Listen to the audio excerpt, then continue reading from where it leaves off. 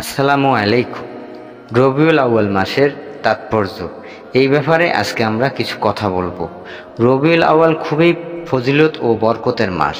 অধিকাংশ আলেমের মতে রমজানের পরে রবিউল আউয়ালের মর্যাদা।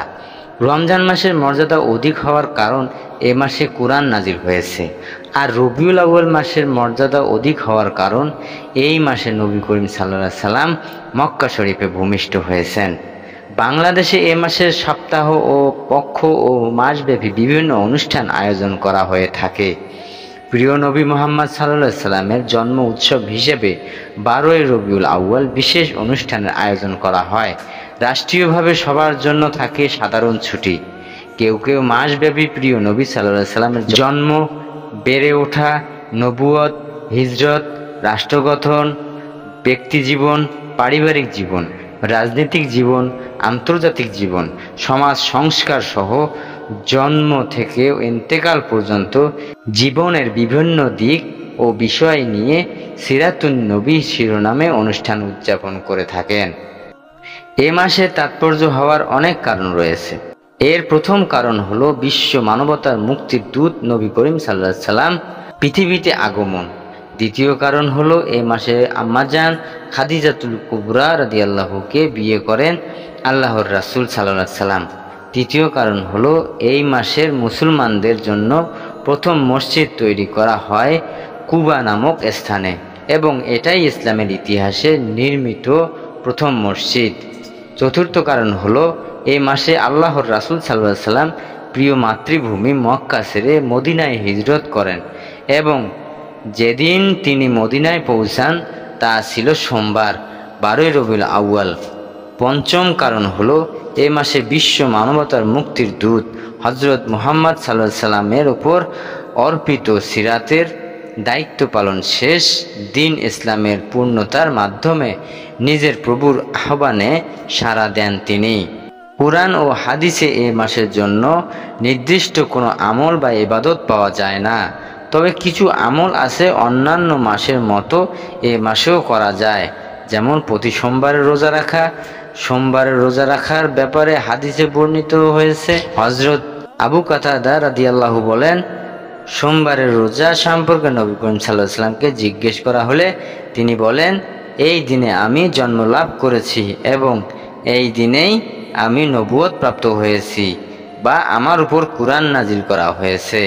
মুসলিম হাদিস 1162। অন্য হাদিসের মধ্যে এসেছে আবু হুরায়রা রাদিয়াল্লাহু থেকে বর্ণিত, রাসূলুল্লাহ সাল্লাল্লাহু আলাইহি সাল্লাম বলেন, প্রতি সোমবার ও বৃহস্পতিবার আল্লাহ তাআলার দরবারে আমল নামা পেশ করা হয়। আমার আমলগুলো রোজা অবস্থায় আল্লাহর সামনে পেশ করা হোক, এটাই আমি পছন্দ করি। তিরমিজি হাদিস নাম্বার 747। এছাড়া প্রতি চন্দ্র মাসে 13, 14, 15 তারিখে আইয়ামে বীজের 3টি রোজা রাখার কথা এসেছে। হাদিসের প্রতি যত্নশীল হওয়া যেতে পারে। হযরত আব্দুল্লাহ ইবনে ওমর ইবনে আস রাদিয়াল্লাহু থেকে বর্ণিত হাদিসে রাসূলুল্লাহ সাল্লাল্লাহু আলাইহি সাল্লাম বলেছেন, প্রতি মাসে 3টি করে সিয়াম পালন সারা বছর ধরে সিয়াম পালনের সমান। বুখারী 1159, 1975। মানব জাতির সচেতন প্রত্যেক ব্যক্তিকে তাদের জীবনের সব ক্ষেত্রে সাফল্যের জন্য অনুকরণ আদর্শ বলে মনে করেন। আমরাও মনে করি শান্তি সম্প্রীতিতে ভরা সমৃদ্ধ দেশ গড়তে হযরত মুহাম্মদ সাল্লাল্লাহু আলাইহি ওয়াসাল্লাম এর আদর্শ অনুসরণের কোনো বিকল্প নেই। আল্লাহ তাআলা পবিত্র কুরআনের সূরা আহজাবের 21 নম্বর আয়াতে বলেছেন, তোমাদের জন্য রাসূল সাল্লাল্লাহু আলাইহি ওয়াসাল্লামের জীবনে রয়েছে সর্বোত্তম আদর্শ। তোমাদের মধ্যে যারা আল্লাহ ও শেষ দিবসের আশা রাখে এবং আল্লাহকে অধিক স্মরণ করে, হযরত রাসূলুল্লাহ সাল্লাল্লাহু আলাইহি ওয়াসাল্লাম এই জীবনকে আদর্শ রূপে গ্রহণ করলে সুফল তারাই পাবে যারা আল্লাহকে বেশি বেশি স্মরণ করেন এবং আখিরাতের প্রতি ঈমান রাখেন। উল্লেখিত গুণ অর্জন না করে রাসূলুল্লাহ সাল্লাল্লাহু আলাইহি ওয়াসাল্লামের জীবন নিয়ে আলোচনা ও গবেষণা করলে শতভাগ সুফল লাভ করার সম্ভাবনা নেই। মানব জাতির জন্য মুক্তি ও ইসলাম প্রতিষ্ঠার মহান দায়িত্ব নিয়ে আল্লাহ তাআলা হযরত মুহাম্মদ সাল্লাল্লাহু আলাইহি ওয়াসাল্লামকে দুনিয়াতে প্রেরণ করেছিলেন। একটি নির্দিষ্ট সময় দুনিয়ার জীবন দায়িত্ব পালনের পর মহান আল্লাহ তাআলা প্রিয় হাবিবকে তার কাছে নিয়ে গেছেন। কিন্তু আল্লাহর নাজিল করা পবিত্র কুরআন ও তার হাবিবের আদর্শ আমাদের মাঝে আজও রয়েছে, কিয়ামত পর্যন্ত থাকবে। কিন্তু দুঃখজনক হলেও সত্য, তার উম্মত বলে পরিচয় দানকারী মুসলিম উম্মাহ এক বিশাল অংশ আজ বিভ্রান্তর দিকে। তারা হযরত মুহাম্মদ সাল্লাল্লাহু আলাইহি ওয়াসাল্লামের আদর্শ ছেড়ে মন গড়া বিভিন্ন মতবাদের মধ্যে মুক্তি অন্বেষণ করছে। আল্লাহর প্রদত্ত জীবন বিধান ছেড়ে মিথ্যা মরীচিকার পেছনে ছুটে দুনিয়া ও আখিরাতে ধ্বংস করছে। গোটা মানব জাতিকে দাঁড় করিয়েছেন ধ্বংসের মুখোমুখি।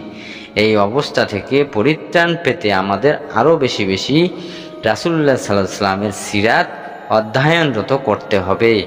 তার প্রদর্শিত নীতি ও পদ্ধতি অনুসরণ করে ইসলামের বিজয়ের জন্য সবাইকে ঐক্যবদ্ধভাবে কাজ করতে হবে। আর বিশ্বনবী মুহাম্মদ সাল্লাল্লাহু আলাইহি ওয়াসাল্লামের অতুলনীয় সুমহান আদর্শ নিজেদের জীবনে বাস্তবায়ন ও অন্যের জীবনেও বাস্তবায়নের আহ্বান ও প্রচেষ্টায় মুসলিম উম্মার রবিউল আউয়াল মাসের অঙ্গীকার। এটাই হোক এবারের রবিউল আউয়াল মাসের শপথ। মাহে রবিউল আউয়াল মাসের বরকত, রাসূল আকরাম সাল্লাল্লাহু আলাইহি ওয়াসাল্লামের মহাব্বত ও পরকালীন নাজাত মহান আল্লাহ তাআলা আমাদের সবাইকে নসিব করুক। আমিন সুম্মা আমিন। জাযাকাল্লাহু খায়র।